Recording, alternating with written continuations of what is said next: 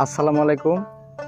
আমি এখন যে জায়গাটা দিয়ে হেঁটে যাচ্ছি এই জায়গাটা হচ্ছে মুসদ্দি ইউনিয়নের মুসদ্দি উত্তরপাড়া গ্রামের ঝিনাই নদীর শাখা ভৈরন নদীর মাঝখানে।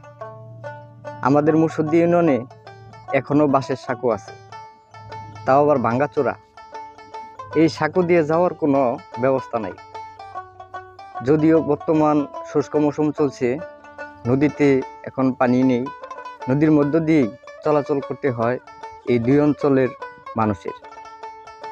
আমার মতে এখানে বাঁশের সাঁকোর পরিবর্তনে এখানে যদি কালভার্ট দিয়ে মাটি দিয়ে বেঁধে দেওয়া যায় তাহলে এই দুই অঞ্চলের মানুষের যোগাযোগ ব্যবস্থা একটু সুবিধা পেত।